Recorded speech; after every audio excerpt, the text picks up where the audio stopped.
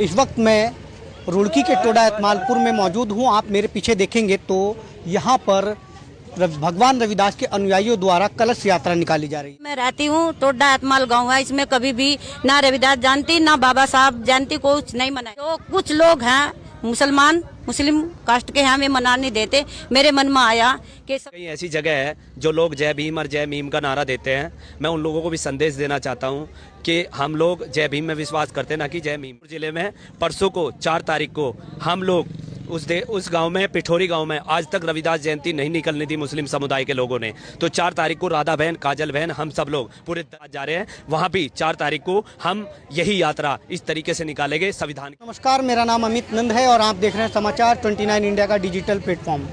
इस वक्त मैं रुड़की के टोडा एतमालपुर में मौजूद हूँ। आप मेरे पीछे देखेंगे तो यहाँ पर भगवान रविदास के अनुयायियों द्वारा कलश यात्रा निकाली जा रही है। बातचीत करेंगे क्या कुछ उद्देश्य है और किन बिंदुओं को लेकर के आज कलश यात्रा निकाली जा रही है। बातचीत करने के लिए हमारे साथ मौजूद हैं national Bhim army chief Lokesh Kataria ji. Lokesh ji, क्या कुछ कहेंगे, आज आप लोग कलश यात्रा निकाल रहे हैं? देखो, सबसे पहले सर्वप्रथम संत शिरोमणि गुरु रविदास जी की जयंती की लख लख बधाई समस्त देशवासियों को। और ये जो कलश यात्रा है, ये आदरणीय बड़ी बहन हमारी राधा कटारिया, जो राष्ट्रीय अध्यक्ष है महिला प्रकोष्ठ नेशनल भीम आर्मी की, और बहन चाहना जो प्रदेश अध्यक्ष है उत्तराखंड की, और हमारे साथ जो विशिष्ट अतिथि के रूप में आई हुई बहन काजल जाटव, जो सहारनपुर जिले से चलकर आई है हमारे साथ।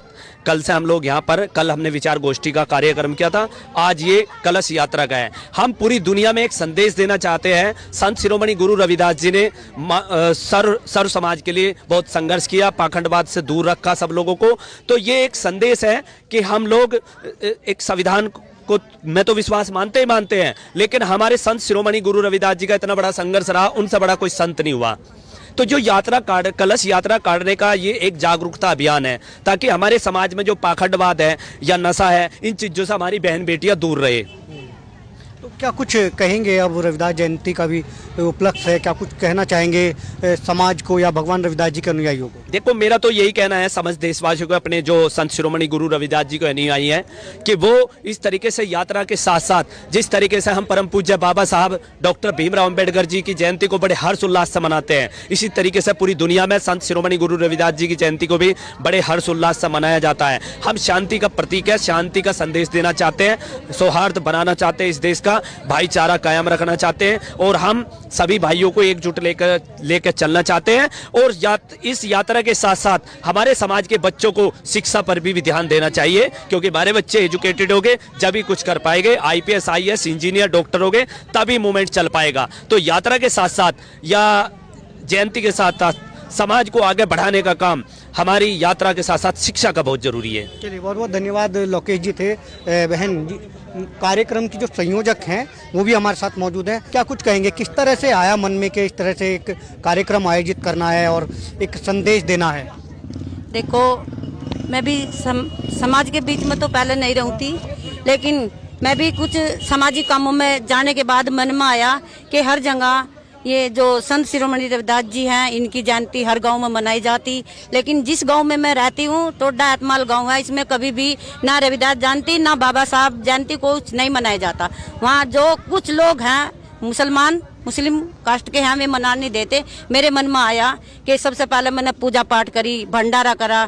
10 साल से मैं भंडारा करती हूँ, पूजा पाठ करती हूँ। उसके बाद मैंने कलश यात्रा का एक मन बनाया कि महिलाओं को, जितनी मेरी महिला हैं, मैंने मन बना के बोबो हम अपना क्या नाम एक कलश यात्रा निकालेंगे गुरु रविदास जी की, कि जैसा गुरु रविदास जी हमारे संत हैं, इनसे बड़ा कोई ना तो संत होगा और ना हुआ।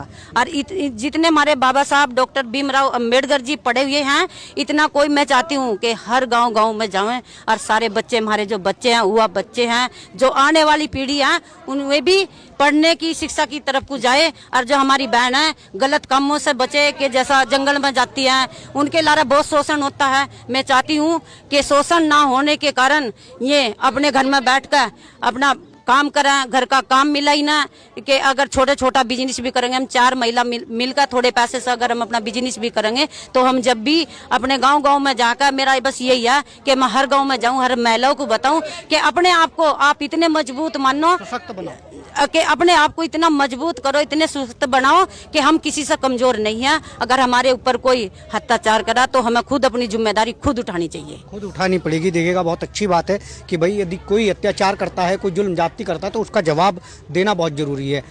काजल जी हैं, बातचीत करेंगे, प्रदेश अध्यक्ष है नेशनल भीम आर्मी। क्या कहेंगे काजल जी, आज इस कार्यक्रम में आप सम्मिलित हुए हैं? चलो इनकी ये बोलते नहीं, मैं चलिए देखिएगा, एक चीज और थी। देखो, ये पहली यात्रा हम लोगों ने मेहनत करके ये यात्रा निकाली है। कहीं कहीं ऐसी जगह है जो लोग जय भीम और जय मीम का नारा देते हैं, मैं उन लोगों को भी संदेश देना चाहता हूँ कि हम लोग जय भीम में विश्वास करते हैं, ना कि जय मीम में। और मैं उसका कोई मेल भी तो नहीं है ना? नहीं, मेल नहीं खाता ना कोई। और दूसरी बात, सहारनपुर जिले में परसों को 4 तारीख को हम लोग उस गांव में, पिठोरी गांव में, आज तक रविदास जयंती नहीं निकलने दी मुस्लिम समुदाय के लोगों ने। तो 4 तारीख को राधा बहन, काजल बहन, हम सब लोग पूरे दल बल के पूरी टीम के साथ जा रहे हैं। वहां भी 4 तारीख को हम यही यात्रा इस तरीके से निकालेंगे, संविधान के दम पर। चलिए, बहुत बहुत धन्यवाद। National Bhim army chief Lokesh Kataria थे। आप देखेंगे तो पीछे आपको ये पूरा एक सौहार्दपूर्ण धार्मिक माहौल आपको नजर आएगा।